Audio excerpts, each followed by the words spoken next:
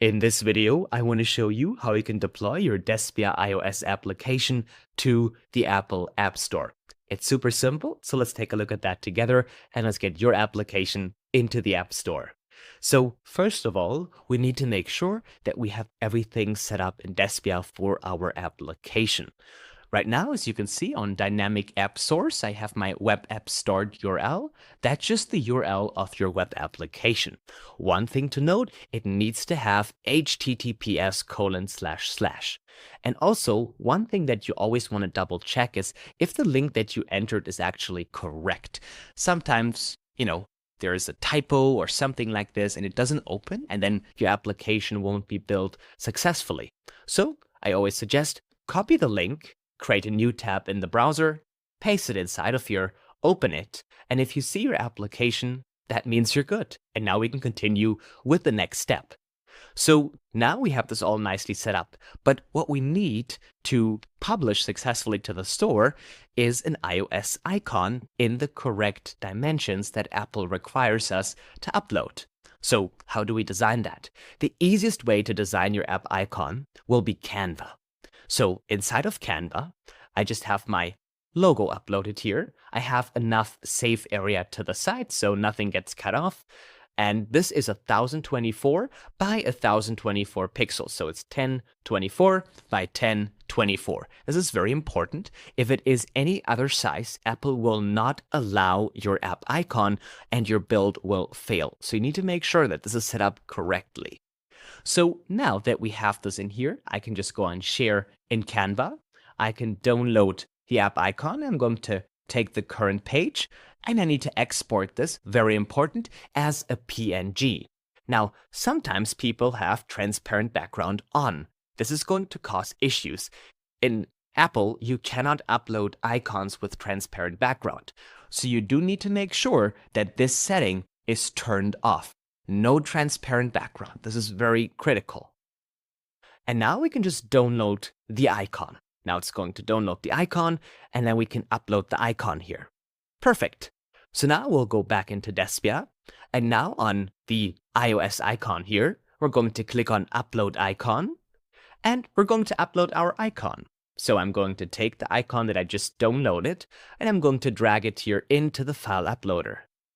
And now it's going to upload the icon. There you go. And now we can go on done. Perfect. So now the icon is uploaded and now we have an app icon. Now there's another thing that we need to have uploaded into our application, and that is the splash screen. So if we scroll down a little bit, we will see here that there is the splash screen layout section. It's directly under the icons. And in here, we need to upload a splash screen, because if you try to build the application without a splash screen, it will not work, because this is a requirement for your application. So how do we set this up? Now, we want to go back into Canva and we want to generate a splash screen, and it needs to be a GIF file. You can also animate it if you want. So if you take a look at what I have prepared in here. I've already prepared a splash screen. For the splash screen, you generally want the logo to fit the entire 1024 by 1024. It should also have the same dimensions. So in here, I already have this prepared. I can also animate it. As you can see, I can go into Canva and I can make a blur animation, a fade animation, a swipe animation. There's so many beautiful animations that they do have available. You have like a fade in, like a party animation. So there's some nice stuff going on. Look at this. So we do have those available. So let's just do a simple fade animation. How about that? I think that's nice. Okay. Or maybe, no, actually, I think that's fine. Okay. So now we just have a fade animation. If you want to preview your animation, you can also do this in Canva by just going on preview and then going to the correct thing, but I do have a couple of them. But I think we're good. So we now have a nice fade animation, but again, it's not required. You can also remove the animation. It's not something that you need. The important thing is that it is a GIF file. That is important. So now let's just select this page, go on share, go on download, and now we're going to select the current page, and we are going to select GIF. It's a short clip with no sound. And then, very important for this one, it's the opposite of the app icon. This actually needs to have transparent background. That's very important because if it doesn't have transparent background, the animation isn't going to be that nice. So let's download this file now as a GIF with transparent background.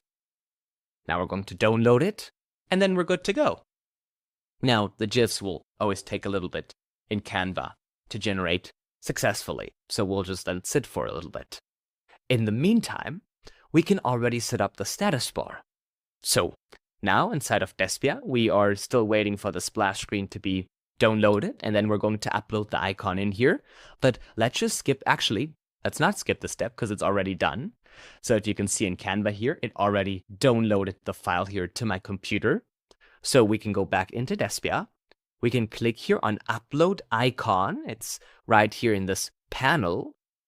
And then we can just take the file that we have downloaded and we can just upload it right inside of this file uploader. And then when it's done, we can just go on Done. And the nice thing is we can change the color of the screen to our liking, right? But I think white looks good. And then you can also adjust the size of the splash screen. So you can make it big, you can make it small, you can really customize it to your liking. So let's keep it small. I think that looks kind of high end. And then there's some other settings. You can say, hey, I want this to be only an iPad application or only an iPhone application, or you maybe want to add support for the Apple Vision Pro and VR headsets. You can definitely do that, but let's just keep it at the default. Then there's some other settings that you can add, but we're just going to skip them for now. What you can do is you can also adjust the status bar settings. Now, most of the times you want to adjust them when you build the application. Now, if you want to have an application that is full screen and you want to handle safe areas yourself, which is a little bit of a process and you need to refer to our documentation for that, you can just select full screen mode. This will make your application use 100% of the screen, even the part that is behind the notch. And then, when you have full screen mode on, you want to do following. You want to make sure that the light mode background color and the dark mode background color are the same color as the splash screen. Our splash screen is white, so the dark mode background color should also be white because there is no status bar in the application because we're full screen, but the status bar is still there on the GIF, on the splash screen. So you don't want to have a white splash screen with a black top bar in dark mode. So this is why we want to make those colors be the same. So it's nice and looking professional. And then both of them should be black because it's easier to read black text on a white background. There you go. And now there's some other settings that we can set up like landscape mode or portrait and all that kind of stuff, but I think we're good on them. So now we have everything configured, and again, there's much more that you can configure. You can add native add-ons, native functionalities, and all that kind of stuff in there. Maybe something that you also want to enable in your application is web app synchronization. So you already have associated domains, deep links working, but it requires some setup. So let's just skip it for now. Perfect. So now everything seems to be set up fine. We have our application URL, it's working, and all the assets are uploaded correctly. We can now connect this with our Apple developer account. So let's do this. Let's go on Publish Application here. And now if we scroll down a little bit, we will see this option for Development Team. This is your Apple developer account that can be natively integrated with Despia, so you do not have to use Xcode and you do not have to even have an Apple computer to build and sign your application. We run this for you on our Apple hardware. So now, if you go and select your development team, you can click on here and you will see that I do not have a development team. If you already have one, you can just select the one that you already have. But let's create one together. Now, as you can see, there is a button here called Add Team. You can click on this button, and now on the side panel here, it will open this form to register a new team. So where do you get this information? Now, important is you need to have an Apple developer account and you need to pay for the $99 subscription to get access to the Apple developer program to publish applications to the store. Even if you are just testing on your phone, with TestFlight, you will still need to have access to the Apple Developer Program, which will cost $99 a year. This is just a rule that Apple has. They won't let you test applications on your device through TestFlight, which is how Despia does it because that's the official way of doing things, unless you have that license. So if you have not enrolled for it yet, you can just go to Apple Developer, developer.apple.com, and enroll for your license. So let's go to developer.apple.com, and I'm already logged in. If you're not already logged in, it will look something like this with information about new APIs and all that kind of stuff. And you can then also go to distribute here if you have not created an account yet. You can click on distribute, and then you see enroll in the in the programs. So sometimes their applications are a little bit hard to navigate.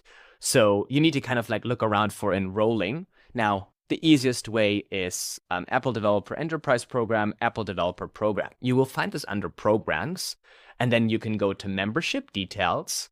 You get some information, or you can go to Enroll if you're ready to do it, and then you would be redirected to a page to enroll. So the page to enroll is, let's take a look at the link. It's developer.apple.com/programs/enroll. This is how you would become a developer, and you can do this as an individual, or you can do this as an organization. If you are doing this as an organization, it will take a little bit longer. You need to have an official organization like an LLC or whatever, and you need to also have a DUNS number. Most of the times you already have it. Apple actually has a lookup tool for that to determine if you have a DUNS number or not, but you can always request one for free, but it takes a couple of days to get that. So most people that I've seen, if they're just trying to build an application for themselves, or they don't know if it's going to be a big business yet, they're going to start as an individual, because you can always migrate your application from an individual account to an organization account, and the Apple developer team will be more than happy to help you with that, because again, you pay them $99 a year, so they do have some great support, and that money that you pay goes into them providing such a great support to developers. And you don't need to have, a business license or whatever to sign up for that. You really just need to have a photo of your ID so you can prove them that you're a human. But there you go. That's it. But I'm already enrolled, so I can just go to my account section here. And if you're already enrolled, you can just click on account. Now we are inside of here. And now we need to actually go to users and access. So inside of Apple Developer, we have the program resources here. So you see program resources, and we have 3 of them. We have AppStore Connect, we have certificates, identifiers, and profiles, and we have services. The one that right now will be interesting for us is the AppStore Connect. You can go into users and access on the AppStore Connect, that is this setting down here, to create an integration with Despia. So Despia can safely and securely access your Apple developer account to build and sign your iOS application. So you don't have to use Xcode and all the complicated setup tools. So let's click on users and access here. And then we're going to click on integrations once we are on the page. Now this will take a little bit. And now we will see in the top bar somewhere in here, integrations. You click on the integration setting here, and now there are a few things that we will see. We have keys and additional. So we have additional and keys. Right now, what's interesting for us is go to integrations, go to keys, and then we are interested in the AppStore Connect API. That is this one inside of here. It's very likely that you do not already have it set up. So if you want to set it up, you need to now create the account, and you need to grant permission to the AppStore Connect API. So because I would assume you do not already have it set up, you would need to see, you will see some sort of blue button in here saying start or get started or enable this. You click on there, there will be a checkbox to say I agree. You will agree to that, and then you click on continue, and then your thing will look exactly like mine inside of here. And then you will do following. We will click on this blue plus button here to create a new integration.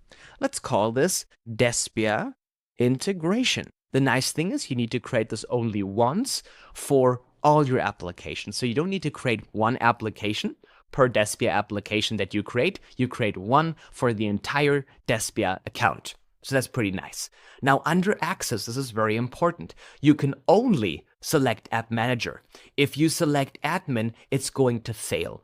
If you select Developer, it's going to fail. It needs to be App Manager. That is the only permission that will work with the Despia integration, because app managers are services that can connect to the AppStore Connect account to manage your application, manage your signing. If you give us admin access, we have too much access and it's going to fail in the processing. So only select App Manager. This is one of the most common issues that we see when we get customer support tickets and the applications don't build successfully. It's because they gave us admin access. We do appreciate that you want us to be an admin, but we do need to be an App Manager. That's very important. So let's go on Generate now that we have selected App Manager. Write that down, and let's go on Generate here. Now it's going to generate the integration with the AppStore Connect. And inside of here, we'll see it. So as you can see, all the way down here, I have Despia integration. It's this one here that I just created. And now I'm getting a key ID that is this number here, and I'm getting a download button. So let's download this. Let's click on the download button. And now as you can see, there's a button here to download it. We'll click on this button to download it. And now we have it downloaded all the way up here.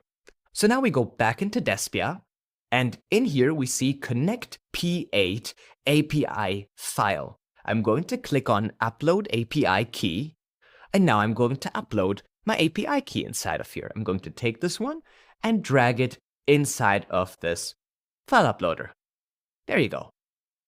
And now we go on Done, and as you can see, the key was uploaded. Now we need to get the key ID. So if we go back to the AppStore Connect here, to this tab that I have open, you will see that we have the key ID down here. Let's copy the key ID. Let's go back into Despia, and now under the file, you will see the Connect API key ID. You will just simply paste your key ID inside of here. Now there are just two things left. That's the account issuer ID and the development team. The development team is a little bit tricky to find, but I'll show you how to get it. Now we go to account issuer ID. That's the next one. We can go back to Apple, scroll up a little bit, and then you will see issuer ID. It's in the top section here, and you will see this long ID. You will just copy that. You will go back into Despia, and you will paste this here under the account issuer ID. We'll paste this inside of here, and now we're done. Now we need the development team ID, and that is actually quite hard to find. So let me show you how to get it. We need to go back to Apple Developer, because right now we're on appstoreconnect.apple.com, which is the wrong thing. So we need to go to developer.apple.com again, where we will be greeted by the Apple Developer page. We will go on our account here, and then in our account, we can scroll down and we can find the information. So as you can see, if you scroll down to membership details, you will see the entity name, the team ID, the program, the enrolled as, my phone number, the street address, and all that kind of stuff. And you want to look for the team ID. That is the ID of your developer account, so Apple knows who is building this application. So you copy this ID here, you go back to Despia, and you will paste it here under Development Team ID. Paste it inside of here, and then click on Link with Apple. And now the integration is created. You're not done yet because you still need to select it. Despia is built so you can have multiple teams if you work for clients and all that kind of stuff. So what I see many people do is they say, oh, I'm done. That's it. I just added it. But no, it's a little bit of a UI thing. You need to go back into this development team here, click on select your development team because it's not selected yet. It's just created. And we'll click on here. And now you just click on this ID here, right? You just select it. If it's purple, that means it's selected. If you click on it again, it's unselected. If you click on it one more time and it's purple, that means it's selected. And then you can just click outside of this here to dismiss it. If it is successfully connected, you should see development team and your developer ID. To confirm that it's correct, you can go into the Apple developer, and you can see this is U529, U529, and then instead of Despia, we have here U529. Right inside of here, the number is correct, and this then confirms that it's linked successfully. So now this is the first part. Now, this is where there is a little bit more setup needed, and this is just on how Apple works. You will see here there is an app bundle ID, a OneSignal bundle ID, a OneSignal app group, an app clip bundle ID, and an app clip app group, and a share target bundle ID, and a share target app group, and a widget bundle ID, and a widget app group. So what do we do with them? We need to register them with Apple because they are parts of the application. And that's a process that we can do with Apple Developer. And it's actually quite simple. So let's take a look at that. Let's open the Apple Developer account again. So now if we scroll up on developer.apple.com, you will see again our program resources. We have a couple of them. We have AppStore Connect, certificates, identifiers, and profiles, and services. Now for registering your application with the Apple platform, certificates, identifiers, and profiles is exactly what we want. Now, here's a thing that you need to make sure. Some Despia users have already used Expo, or they've used other services that charge 20 times more than Despia for the same thing, or even less. If you have used them before, and you do have some old certificates, you want to delete them. Otherwise, the old integrations may be intercepting with the new integrations that Despia is creating to automatically build your iOS application. So before we start with registering anything, let's go to the certificates here, and let's revoke some of our old certificates in case we do have them. If you do not have old certificates, that's even better. But in this example, I do have some old certificates. So you can just go on your old certificates one by one, click on them, and revoke them. It's very simple. It should not break any integrations, because if you're using Expo, it'll just create a new certificate. Or if you're using Xcode, it'll just create a new certificate next time you build. This is not a breaking change. For most applications, you should be able to just delete old certificates, especially if you have, abandoned app projects, which many people have sometimes, and then you're good. If it looks like this, you should be fine, because Despia will create its own certificates for app signing. So if you're intending to use Despia and you're not trying to revive your failed Expo application or something like that, you do not need the certificates. You can delete them. They won't break your account in 99.99% of most cases. So you should be fine. And if it breaks something, you should be able to just log into Xcode, click rebuild again, and if you have automated signing and signatures enabled, which you more than likely have, it'll just create a new certificate. So it won't break. It won't delete your application off the store if you have something on there. Should be all fine. So now there's another thing that we want to look into to make sure that our application build will actually be successful, and those are the identifiers. Now I don't have this here, or I would assume I don't have this. Let's look for a star, because sometimes if you've used Xcode before, you may have some wildcard, which I don't have, but you may have some wildcard bundle IDs. Let's generate one real quick. You don't follow the step. I just need this for educational purposes real quick. So let's call this, and don't follow the step. You do not need this, and you should not have this, but I just want to show you what it looks. So sometimes you have a bundle ID that looks like this. It's just a star, and you'll see it in the list. Now, as you can see, Apple says this is an invalid identifier, and this can actually cause problems. Let's say we have a wildcard here, and it would look something like this, like a star. It normally should not allow you to register this on the Apple developer account, but if you've used Xcode before, you may already have one. So if you do have one, just look for the star here, and you would then click on it and delete it. So because I can't show you how to delete this one because I don't have one, let's just delete another random one here. So let's pretend this would be the one with the star, because you do not need wildcard signing bundle IDs. They will make your application build fail because they intercept everything that is a bundle ID pretty much. And then they could link it to an old certificate. You want to go on, click on remove here. for the one that should be a star, should you have a star in your application. And you go on remove, and that'll do. That's everything, and that makes sure that Despia has everything it needs to beautifully integrate with your application. Those are the two common issues why we see applications fail that are not related to incorrect setup. It may be that you have some old certificates from old tools that you've used years ago, or that you have some old identifiers that are wildcard identifiers containing a star, and then kind of like messing up some of the signing procedures and how it accesses the bundle IDs. And that should be it. So now that we have cleared those two common roadblocks, we can start registering our bundle IDs. So let's remember, how did we get here? Let's go back to Apple Developer. And as you can see, we have the account inside of here. Let's click on account. And then we want to go to identifiers from certificates, identifiers, and profiles. So under the program resources here, we have certificates, identifiers, and profiles.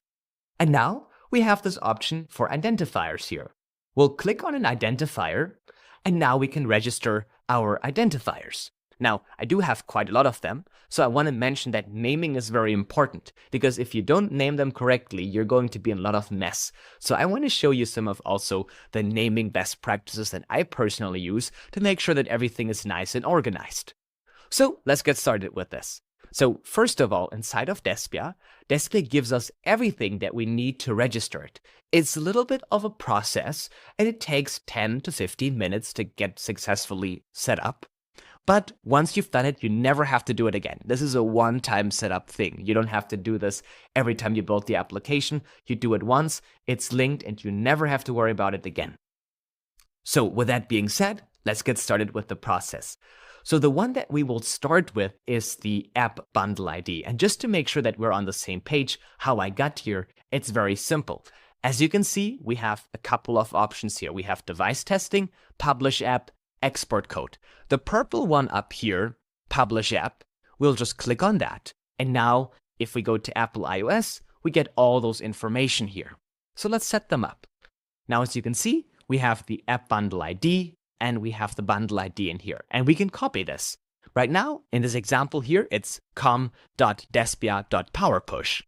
So let's copy this bundle ID here, and let's register this with Apple. So Apple knows that our application exists, and the parts of our application that exist.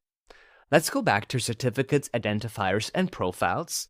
And now, next to identifiers here, we do have this blue plus icon. So we can click on the plus here, and now it says register a new identifier. And it's very simple. We'll start with an app ID. So as you can see, we're registering an app ID. So what is an app ID? In Apple's own terms, it's register an app ID to enable your app extension, or app clip to access available services and identify your app in a provisioning profile. You can enable app services when you create an app ID or modify these settings later. So that is what it is. You don't have to understand necessarily what Apple means by that. It is an ID to an app or a part of an application. That is it in simple terms. So let's select app ID here, and let's go on continue. So we'll just click on this button, and now it says register a new identifier. Select the type.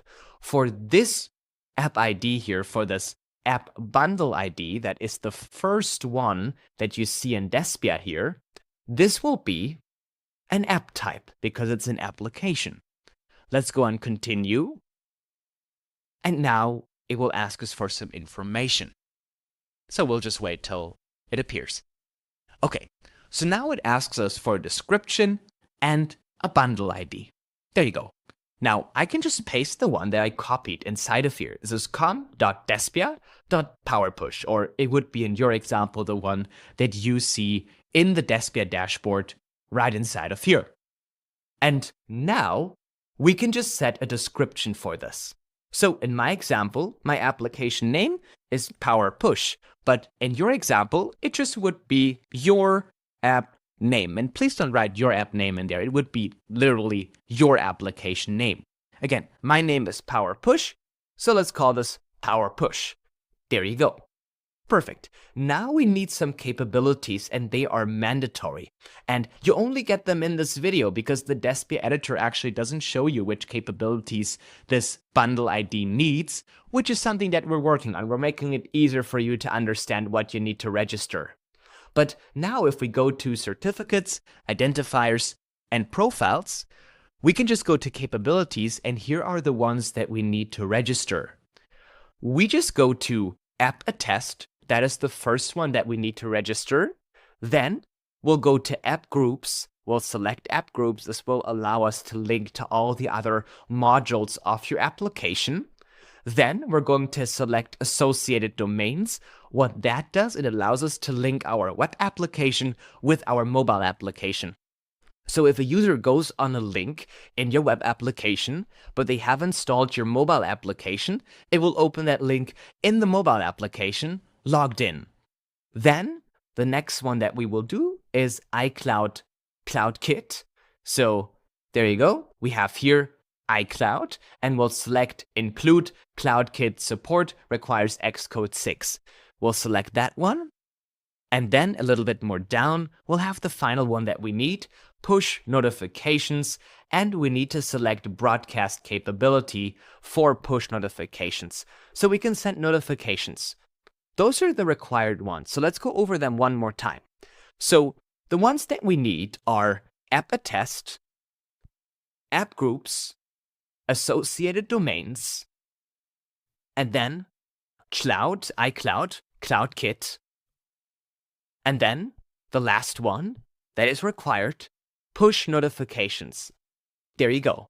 And that's everything we need. Now you can add other ones if you do have them set up and you really need them, but sometimes adding ones that you're not actually using can get your app rejected and can cause issues with app review. So I would say if you do not build a fancy application that uses health data, just only select those ones and you're good to go. Let's continue here. And let's click on register now. So now we have our first app ID registered. Now if we go back into Despia, you will see that there is still the OneSignal target, the app clip target, the share target, and the smart widget. And all of them need to be registered with Apple. Even if you are not using OneSignal, even if you don't want to have app clips as part of your application, even if you don't want the share target feature or the smart widget feature, all of them still need to be registered. You cannot skip this step. This is very important. If you skip this step, your application build will fail and you won't be able to publish your application to the store because all of those packages of your app need to be registered if you use the feature or not. So let's start registering them now. Let's register all of our packages so the build will be successful. So let's start with the OneSignal one. So as you can see, we have the OneSignal target inside of here. And we have a bundle ID and an app group. And both of them need to be registered and linked correctly. So the first step will be copying the push bundle ID. We'll copy this bundle ID here. And now we're going to go to certificates, identifiers, and profiles. We'll create a new identifier. I'm going to select app ID. And we're going to go on continue. The type will be an app. I'm going to go on continue again. And now we're going to wait till this is all loaded. And now we have the bundle ID inside of here. And we can paste this one inside of here.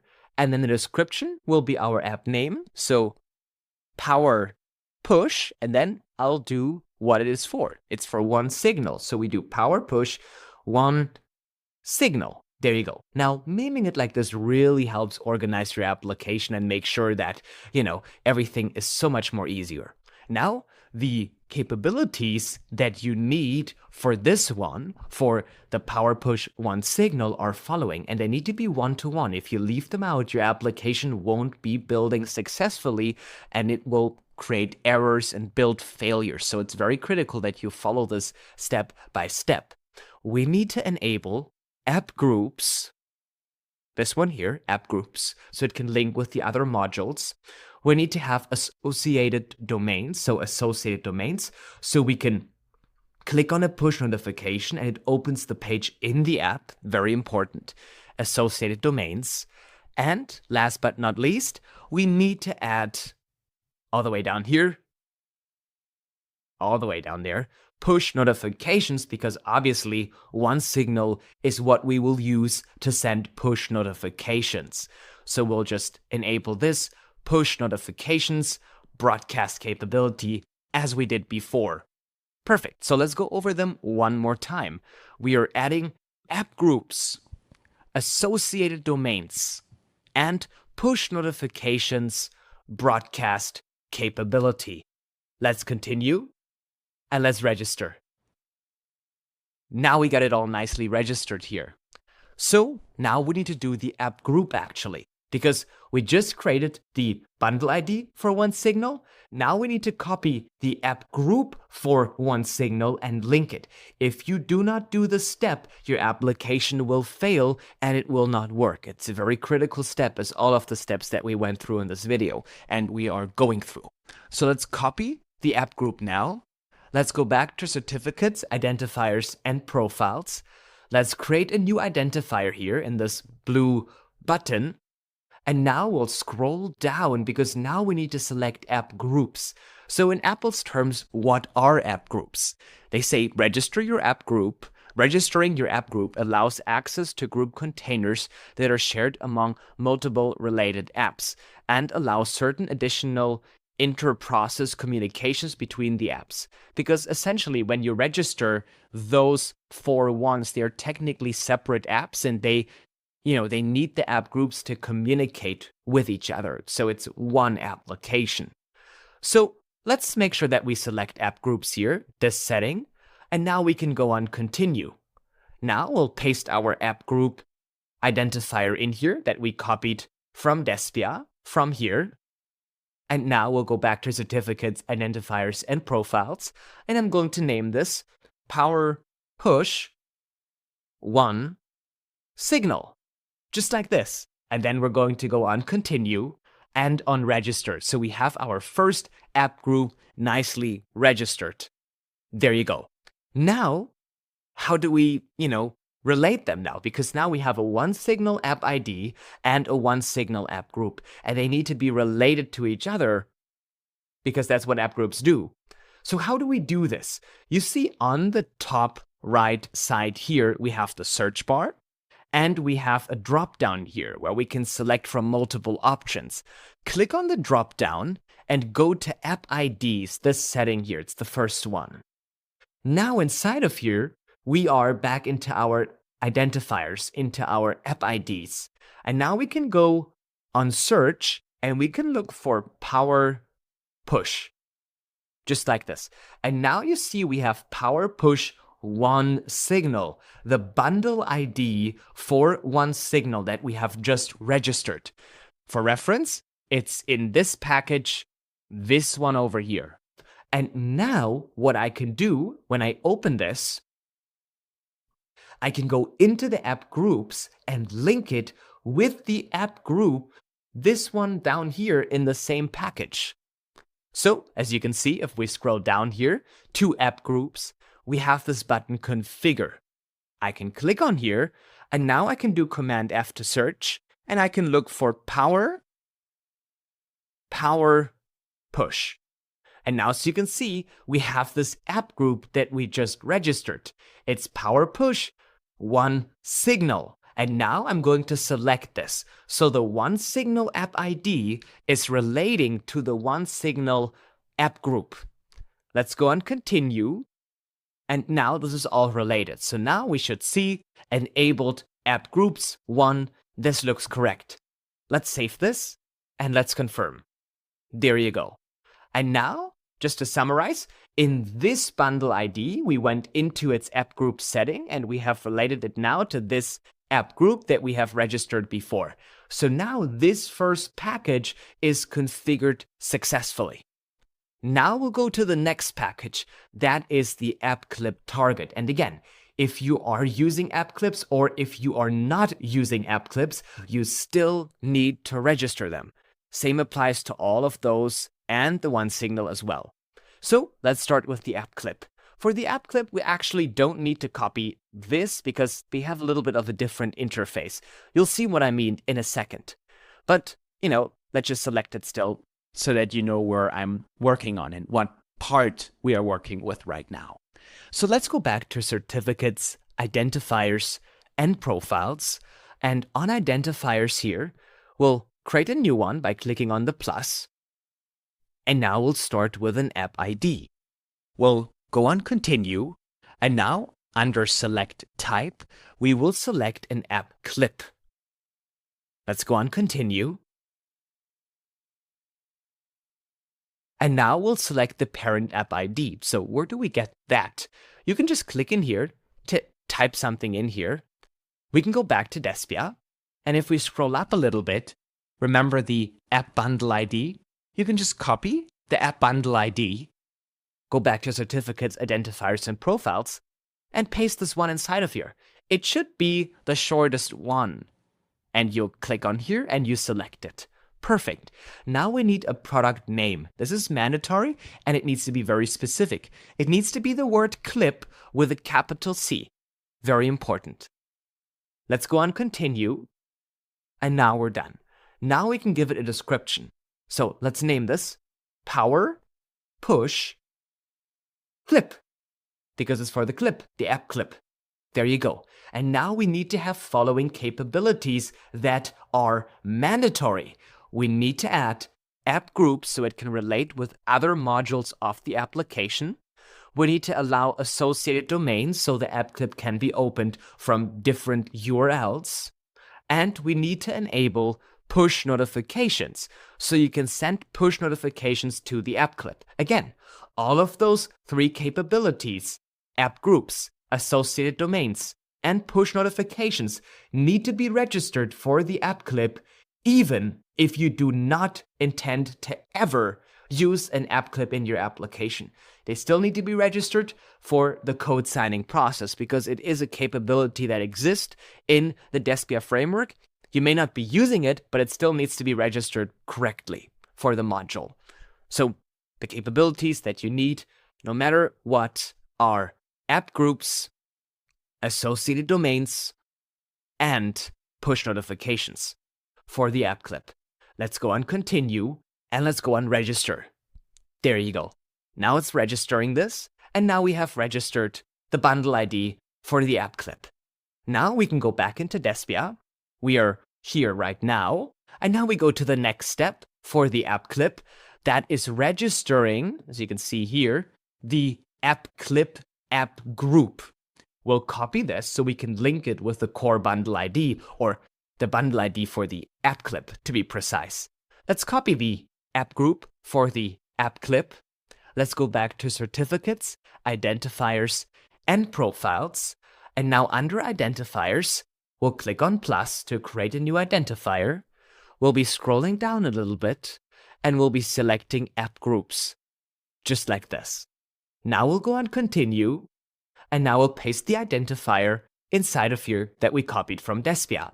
And now I'm going to give it a description of Power Push Clip, because it's for the app clip. Let's continue and let's register. And now it registered. Now we need to link them again. Remember, like we did before, we are now in the app clip module and we have the bundle ID, and the bundle ID has the app group capability. We just registered the app group, and now we need to link the app group for the app clip with the app clip ID.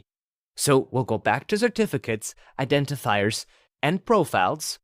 We are going to click on this dropdown again, go to app IDs, we'll go on the search, and we'll look for Power Push, just like this. And now you see we have the Power Push Clip bundle ID. We'll click on that to open it. And then once it's open, we're going to scroll down and we're going to look for app groups. We will now go on configure, and now we'll do Command F, and we'll look for Power Push, and we will only select the clip app group because we are in the app clip bundle ID. So only the clip links with the clip, and they clip together. There you go. Let's click on the continue button. Let's click on the Save button and on the Confirm button. And now it is all linked together. Now, the last two ones, we're almost there. This will be the share target. Now again, you need to register this regardless on if you use share functionality or not. So we're going to copy the share bundle ID here, just like this. We'll go back to certificates, identifiers, and profiles. We'll create a new identifier. The first one, as always, will be the app ID. We'll go on continue. We'll select a type. The type will be app. We'll go on continue. And then we'll just paste the identifier in there and create a description for it. So under the bundle ID, we'll paste the bundle ID inside of here. And now the description will be power, push, share. There you go. And now we're going to select only one capability this time, only the app group. That's it. We do not need anything else besides the app group for the share bundle ID. Let's register this now. There you go. Let's register. And now we have created. And now because it only has the bundle ID capability, we obviously still need to create a bundle ID for it. Only the app group capability. We need to create an app group for it. So we'll go back into Despia. And now we'll go on the share app group and we'll copy the share app group. Fantastic. And now we are going to go back to certificates, identifiers, and profiles, and we're going to click on plus to create a new identifier. We'll select the app IDs. No, stop. It's a complicated process sometimes, and you gotta be focused, laser focused, and 99% of all problems occur because you do, a misconfiguration. No, we're wrong. We need to scroll down because we need to do the app group, right? We go back to certificates, identifiers, and profiles, and we will select app groups. Because it's such a, repetitive process. Sometimes you're in the zone, but then you're like, click on the wrong thing, and then this causes a build error because you clicked on the wrong thing. So this is a setup that you always want to double check like 1 or 2 times to make sure it's set up correctly, so your builds are successful and you're not wasting credits. Very important. So now we have app groups selected because we're registering the app group that we just copied. So now we'll paste the app group identifier inside of this identifier field, and we'll give it a name. This will be power, push, share. There you go. And now we'll go on continue and we'll register this. Just like this. Now they're registered. Now we just need to link them. So we'll go back to the drop down here. We'll go on app IDs. And now we'll look for power, push. And now we're going to select the share bundle ID. Let's take a look at this together. We are in this share target here. And we're now looking at the share bundle ID here. And then we go to its app group capability and link it with the app group. So they have this relation that's kind of like visualized here by the line. I don't know if you can see that. There's a line saying this should be linked with this one. And this is why we have to link them. But there you go. So now we'll open this part. And we are clicking on the share bundle ID. And now it will take a little bit long. Okay, and now we'll go back to the capabilities. We'll scroll down just a little bit, and now we'll go on app groups. We'll go on configure, click on here, Command F, and I'm going to look for power push. Now we only link the share. So the share app group links with the share bundle ID, or the share bundle ID links with the share app group, and they just nicely go into each other and create the integration. So we'll only select the share because we are in the share bundle ID. We'll continue, we'll save, and we'll confirm. There you go. Now this one is also done. Beautiful.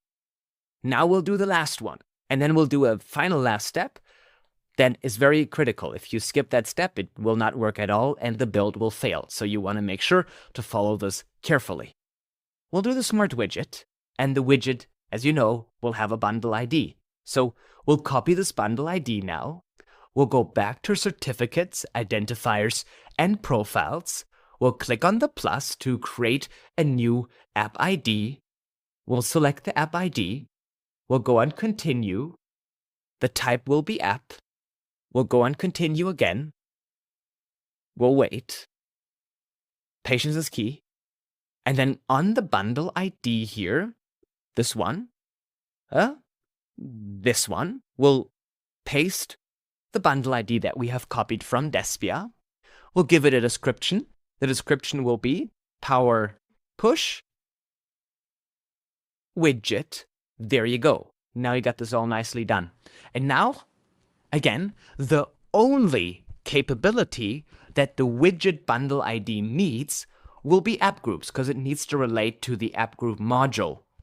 So the only thing you need for this one are app groups. That's it. Let's go on continue and register all the way up here. Perfect. Now again, we need to create the app group for this. So if we take a look at Despia, you will see the bundle ID is done. Now we have to register the app group. So let's copy the app group for the smart widget. Even if you are not using the widget, again, all of those need to be registered if you're using the feature or not. Even if you disable the feature, they still need to be generated because they are still part of the code signing process that we do for you. So let's go on certificates, identifiers, and profiles again. We'll click on the plus to create a new identifier. We'll now go on app groups. Always remember that. It's first the app ID, then the app group. We'll select the app group for this one. We'll go on continue. We'll paste the identifier that we copied for the app group inside of here. The description will be power push widget. We'll go on continue. We'll go on register. And now it's registered. Now we need to link them again. So we'll go on this drop down here. We'll select app IDs, the first one. We'll look for power push, just like this. And now we are going to go into the widget bundle ID. So let's look at this. Now for the smart widget, we have registered this widget bundle ID. So we open this to then go into its app groups and link it with the app group that we have generated for it here. So let's do this. Let's go to identifiers, certificates, identifiers, and profiles. And now we're selecting the widget bundle ID here. Perfect. So now that we have it selected, we'll wait a little bit. Perfect. And then on the app groups capabilities, under capabilities here, we're going to click on configure. No. On configure, and then we'll look for power push. And then we select only the widget one because we are in the widget bundle ID. So the widget bundle ID links with the widget app group and it creates the integration. We'll select this one and we'll go on continue. And let's save and confirm. And that's it. Now this is done, but we're still not done with it yet. Because if you stop right now, you're going to make a very critical issue and your app will fail and it will not build and it will not publish to the store successfully. Because there's still one last critical step that we need to set up for the bundle ID setup. So let's do it together. We need to go and look for power push again in here under app IDs, and we need to open the core bundle ID. That is the one that is all the way on top here, the first one. Because as you can see, this is in a box. And those targets here are in a box that is for the core bundle ID. So the core bundle ID, this one here, needs to relate to the OneSignal target, the app clip, the share target, the smart widget. Even if you're not using any of them, they still need to relate to each other. So to create the relation to all those modules, you do this by linking the app groups of the core bundle ID. Sounds complicated, but let me show you how simple it is. But it's still critical. If you don't do this, your app will fail. Let's go on certificates, identifiers, and profiles. Let's select the core bundle ID here. Let's click on the core one. Should be the one that is the one all the way up here. in Despia. And in here, we go to Capabilities, we go to App Groups, and we go on Configure. We'll click on Configure, and we'll do Command F and look for Power Push. Now you see we have the Clip app group, the OneSignal app group, the Share app group, and the Widget app group for our Power Push app. We need to select all of them because we are in the core bundle ID that is essentially the ID of the entire application, not just the individual module. So by doing this, the entire application now relates to all the individual modules through their app groups, and it creates the relations to then successfully build and code sign your application. So it's all registered correctly with Apple. We'll go on Continue, and we'll go on Save and Confirm. And now you're done with registering the bundle IDs. This step is mandatory because Apple needs to know of all the modules that exist in your application so you can successfully one-click publish the application. Also, keep in mind, you only have to do this once. Once you set it up, you never have to do it again. You can then just do one click to publish your application because it's already all set up. You don't have to start from scratch.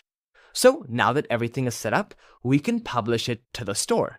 To get it into the store as a draft first, because I don't think you want a demo app to be on the store, but you want it to be on the store as a demo, as a beta, as a internal test, so you can test it on your iPhone, because that's the best way to test your application. I wouldn't trust simulators. The best way to test is your real phone, because people are not using it in a simulator, they're using it on a real phone, right? So you want to get as soon as you can into the native environment when it comes to testing to make sure that what you build actually works well on mobile devices. So let's click on the Apple Developer logo here to go back to the Apple Developer homepage. And now we're going to click on Account to open our account. Now, once we are in the account, you will see the program resources again. We have the AppStore Connect, certificates, identifiers, and profiles, and the services. And now we need to look into the AppStore Connect. Precisely, we need to look into Apps here, the setting. Let's click on Apps. And now we're going to create our store listing. Don't be afraid, we're not shipping it live to the store yet. You still have a manual button that you have to click to submit it to the store, but we're going to get it on the store so we can test it on our iPhone using the TestFlight application. So let's go on Plus here, let's create a new app, and now we need to select some settings to make sure that our app is published to the store. We click on Platform iOS. Now we'll upload our name, Power Push. You don't have to put the Made in Despia in there. That's just me doing advertisement here. Primary language. We'll do English US. Bundle ID. You now need to look for your core bundle ID. So we'll look for it. I do have a couple of them. That's why you name things. That's why we name things in this video. You see Power Push. You take the core bundle ID one. That's the one that, remember in Despia is all the way up here. com.despia.powerpush. The one that is the first one in here. So we go back to the AppStore Connect and we'll look for that. So let's look for Power Push. com.despia.powerpush. That is the one. Now you need an SKU, that is a store keeping unit. It's just essentially your app name in caps without any spaces. Power Push, that'll do. Power Push. And then user access, I just like to do full access. Usually doesn't matter if you're alone and the only one in the team. Let's create. There you go. Now it's going to create the application as a store listing with Apple.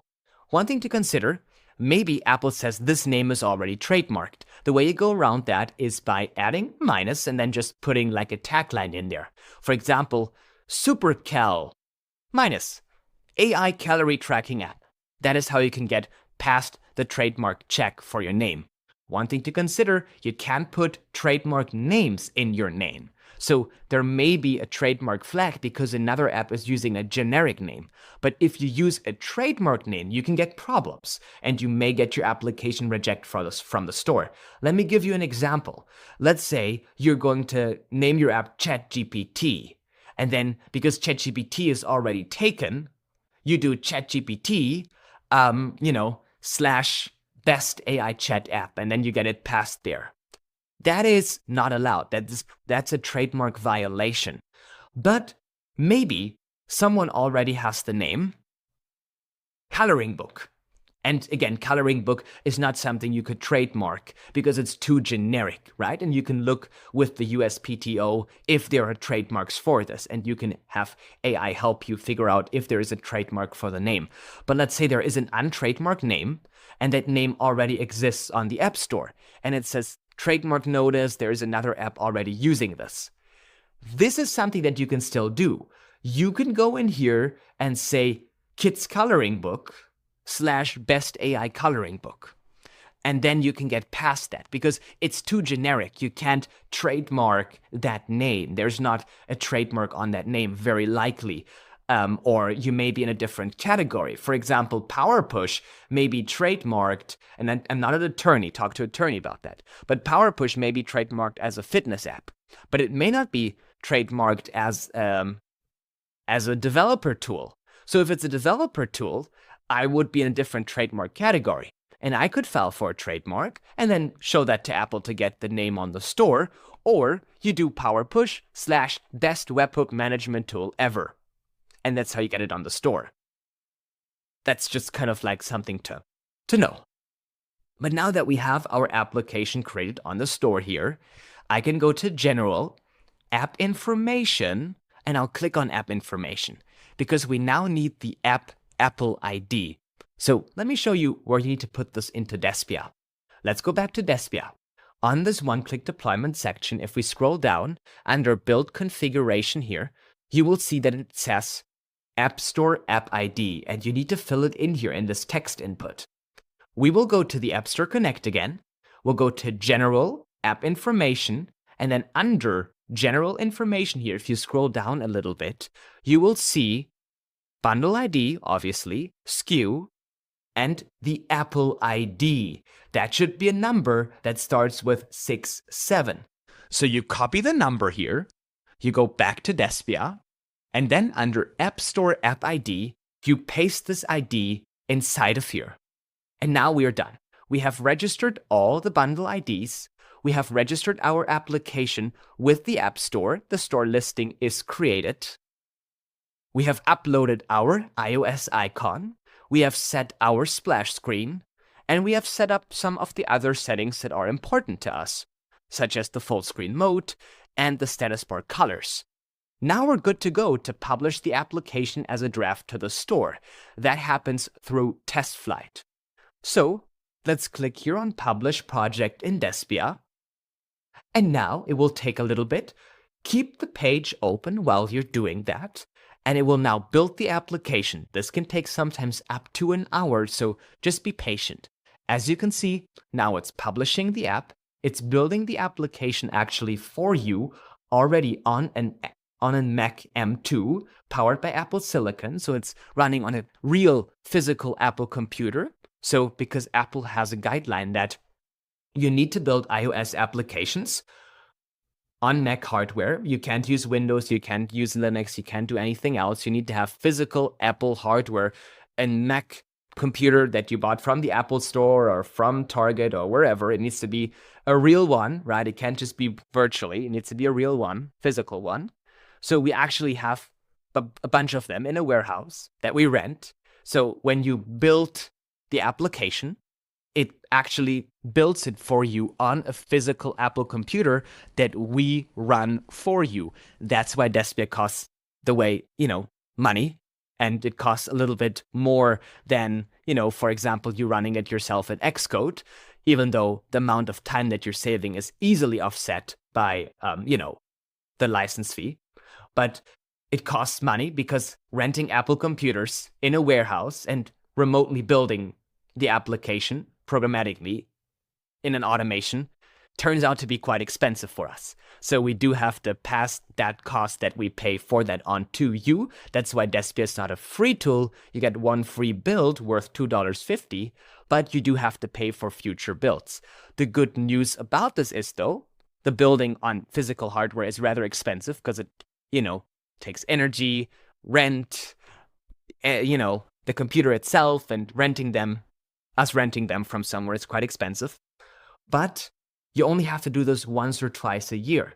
You only need to rebuild the application when you change any settings on the left side panel in Despia, or if there is a new iOS version. Let's say when there is a new iOS version, you want to rebuild the application, right? So you have the latest features and you have the latest support and your application is not out of date. But whenever you make a change on your web application in Lovable, in Bold, in Replit, in V0, in WeWeb, in whatever, you do not need to rebuild the application because Despia supports over-the-air update support.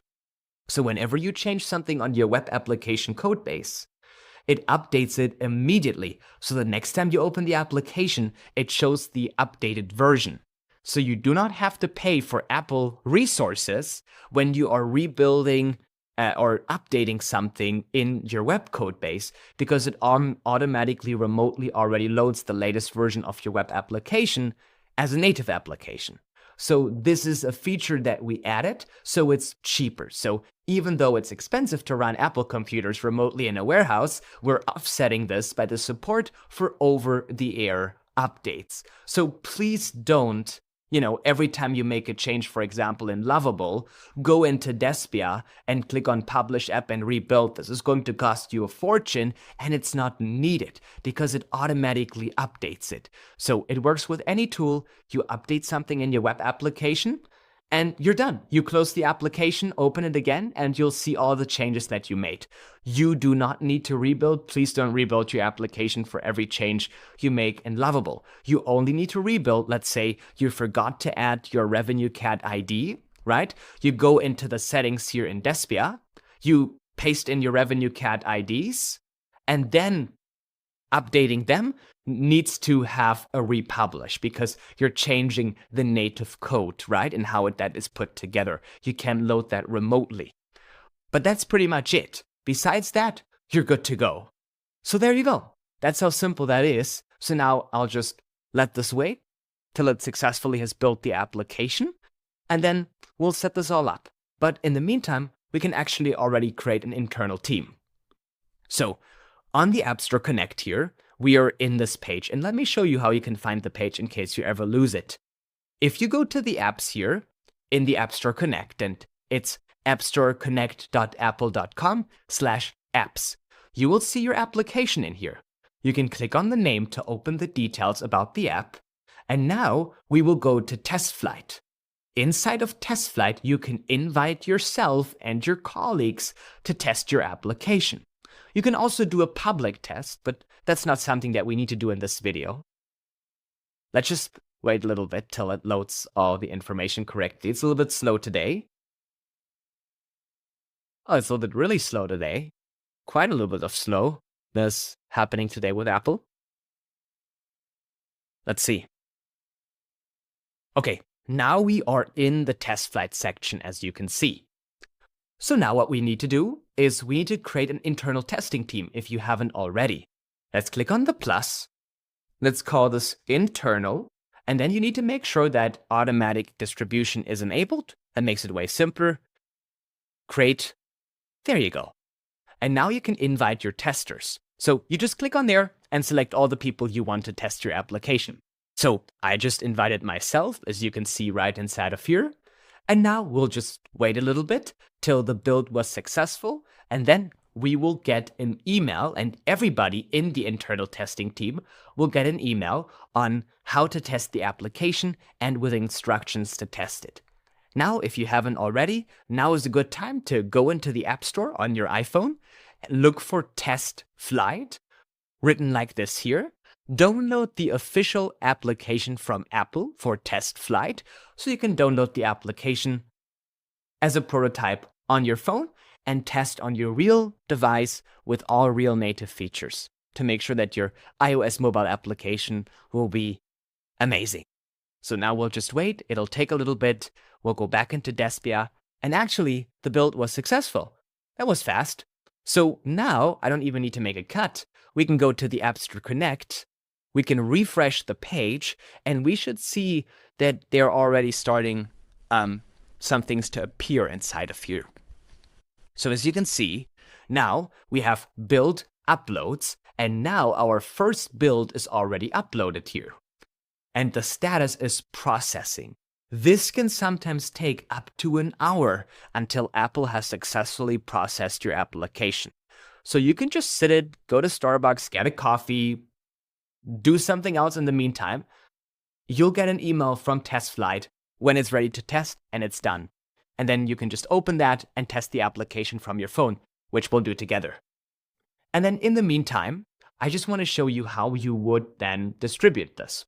If you want to get this application into the store and you're ready to go, you would go into distribution here in this tab of your application, and you would just fill out marketing materials. People are asking me all the time, okay, now it's on TestFlight. How do I distribute it? I don't understand. It's so complicated. It's very simple. If you've ever put something on OfferUp or if you've ever put something on eBay, you know how to do this. It's very simple. It asks for images. You upload images of your product. Screenshots in this example. It asks for promotional text. It's like, our amazing application does this, and this. The description is kind of similar to promotional text, just a little bit longer. You put keywords in there, the keywords that you want to target, like cool, app, AI, and so on and so forth. Then you'll put a support URL in there. Could be a link to your website with a support chat. You put your marketing URL, that's your website. Version 1.0 is good. Copyright, you put your company name in there, whoever has the copyright. App routing file, you can skip that, it's not needed. And then to select the build, you would go into the build section, and then you would click on here. There would be a button if the build was processed successfully, and you will be able to select the build that you want to submit to the store. So the way it works is you first test the app in TestFlight. If you like the version, everything is the way you want in TestFlight, then you select the TestFlight version and promote the TestFlight version to the App Store. And then you will give Apple a username and a password so that they can log in into your application. That's very important. If you have an application with login, you need to give Apple a pre-created account so that they can log in and test your application. And then you need to put in notes how they can log into your application. Maybe you have some fancy interface and it's hard for them to find.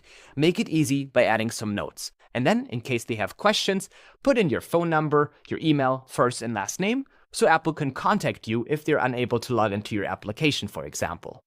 And then you can add an attachment if you want, like a video showing them how to log into your application. And that's pretty much it. Then you just go on Add for Review. Now, most of the times, you need to also do some privacy settings. So let me show you how you would do them. Under App Store, Trust and Safety, go to App Privacy, and it's very likely that you need to declare some stuff. So you would need to get started with this and then ask some questions. But we'll do this once the build was processed. So let's refresh the page to see if Apple already processed our build for TestFlight. And then I'll show you how to declare the privacy settings. Let's go on TestFlight. Okay, and now as you can see, the build was successful and now it's ready to submit to App Review, which means we should have already received an email from TestFlight to test the application on our device. But before we'll do that, I want to show you how you would declare the data types if you're ready to ship it to the store. You would go to the App Store, Trust and Safety, App Privacy, and in here, you will put your privacy policy URL and all that kind of stuff in here. It's simple. You click on Edit and paste the link to your privacy policy. Then we need to get started with the data types because Despia automatically enables ATT, Apple Tracking Consent. You do need to declare some of the data types. So let's say, yes, we collect data from this app. Next. Okay, what do we collect? Name, email address, phone number, maybe other data. Financial info, possibly. Maybe precise location, I don't know. You just answer those questions as honestly as you can. Okay, we do use the user ID, device ID, right? And that should be it. Maybe performance data and crash data. Okay, now we're not tracking their face and surroundings. That's creepy. Okay, maybe also other data. Most of the times, you do need to do other data because you don't know what Revenue Cat is doing, right? Or what OneSignal is doing. So other data is always a safe bet to make sure that everything is fine. That's safe. Now it's saving that. So, okay. And now you need to answer questions for all of them so that Apple knows what's going on. So let's go on name, set up name. In this example, a good one is app functionality and analytics. I just always do this for both of them whenever I do an application. That's just the easiest. Yes, everything will be linked to the user's identity. That's the whole idea of having a login in your application, Apple. Yes, we use names for tracking purposes. Yes, of course. Okay. So then you just fill out of them. Again, Apple is not like, oh, you're tracking their name. Oh my God, we don't let you on the App Store. They're fine with that. It's just they need to show it on the page when people download the app for transparency. That's why it's called Apple Tracking Transparency. It's not Apple Tracking Prevention, it's Apple Tracking Transparency. It's like this app is selling your data just so that you know, FYI. Okay, so we'll do app functionality and analytics. That's usually the safest bet if you have like Google Analytics running in your app or some scripts that you don't know what the SDKs are doing. Let's go on safe because Revenue Cat does have some anonymous ID handling and then tracking. It links back to AppFlyer and you can link it with Google Analytics and Meta. So, you know, it's always a safe bet to have those things declared like this. So we do app functionality and analytics. We'll go on next. Yes, they are linked to the user's identity. Next, next. Yes, we do use phone numbers to track. Yeah, okay. That's always the safest bet. Even if that's not true, even if your security is better than what we are declaring here, I'd still suggest doing it like this, just so that you are covered. Because sometimes you may be, I don't know, sending their phone numbers to Google without knowing it. So this is always the safest bet to declare, especially when you use AI to build your applications. There's lots of stuff happening that you don't know about. So it's always better to be a little bit more,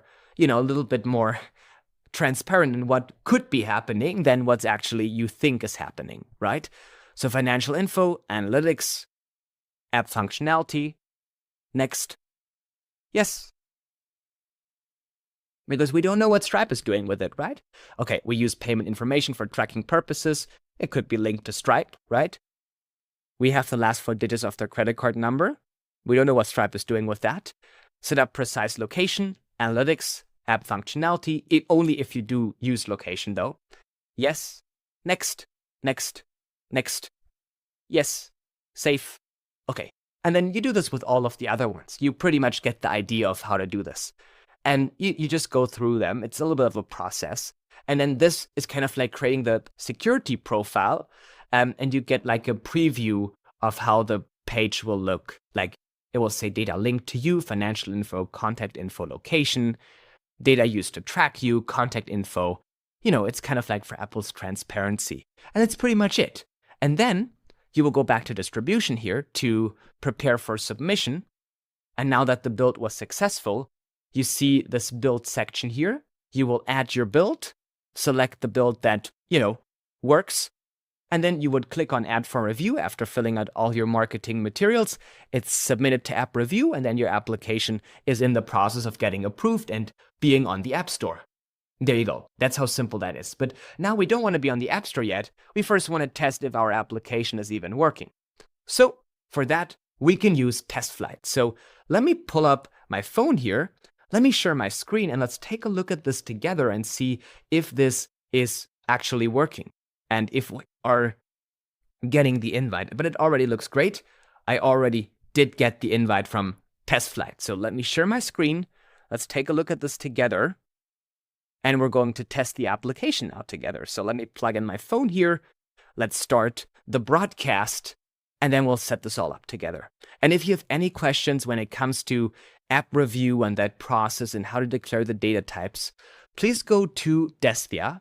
you have customer support here. Click on there, and we're more than happy to help you answer all your questions and make sure that everything is set up successfully.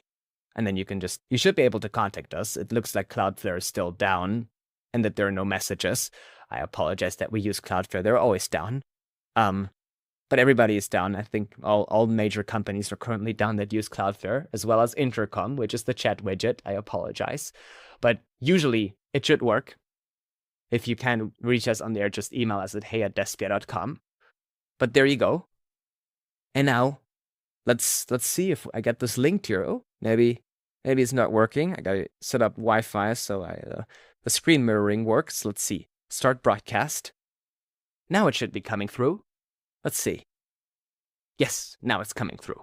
Perfect. So now, let's go to the email that I got from Apple here, from TestFlight. As you can see, it came from TestFlight. You click on View in TestFlight. Now it opens the application in TestFlight, and it's a real native mobile application. It's not a PWA. As you can see, it's the real deal. The icon is even in liquid glass. You can install the application now. And now it's a real native iOS application that can be installed on an Apple device. iPhone, iPad, Apple Vision Pro, even a Mac. Let's open. Let's allow, and now you got your application going in here as a native application. And now you can also access all native features like in-app purchases with Revenue Cat and much, much more, Face ID, all that kind of stuff. There you go. And that's how simple it is to build your own application, ship it to the store, and then once you like this version, you could then go to distribution, right? You fill out your marketing information, declare your data types in app privacy. That's it. And then you add your build in here, just like this. Let's say I like this one. Right now it got the app icon. The build is selected. If you hover over here, you can remove the build, select a different one if you want to adjust something. And that's pretty much it. And then you have over-the-air updates. You only need to build this application really once or twice a year because all the other updates are handled remotely. Whenever you make a change in your web app, it automatically updates the mobile application. So that's a pretty neat feature. Actually, let me show you this. Again, it doesn't matter what tool you're using, but just for illustration purposes here, let's use Lovable. Let's say add a pink button, right? So I'm just going to add a pink button to my application, and I want to show you that Despia actually updates the application in real time. So there's no need after you made a change in whatever tool to go back to Publish App and spend credits on that. Don't do that, please. You can just open the application again, and all changes are made instantly. So the only thing you would do is publish your web application. So if you go to Show All here, you will see now it's editing the files, as an AI tool would do. And now we see that our web application should be updated. Okay, let's see. There you go. Now we have a pink button, right? So we can now publish this. And you would publish this in your web application builder of choice. Cursor, Bolt, Lovable, Replit, V0, Nordcraft, WeWeb, whatever. Everything. And now what I'm doing, let's share this again. I'm closing the application, right? And I'm opening the application again. Just like this. As you can see, the entire application is updated. So you can make critical changes, critical bug fixes immediately without having to wait 10 days for app review to approve that change. And you don't have to spend money on cloud credit resources to build your application. You only need that on the initial build or whenever you change any native configuration on the left side panel. We can even add native functionalities without having to rebuild the application through the Despia NPM package, but we have a lot of videos about that. I don't want to make this video too long. But this is how you publish and ship and build your iOS application using Despia. How cool is that? It's a real application. You can ship it to the store, and it meets all minimum functionality requirements through the NPM package because you can add all the native functionalities to make it a valid application. There you go. And it will feel nice, and you can have it on the store. Thank you so much for watching. I really appreciate that, and see you in the next video. Take care. Bye. And if you have any questions, remember, just go on customer support. And if for some reason intercom doesn't work, hey@despia.com, and we're here to help you. Thank you so much, and see you in the next video. Take care. Bye.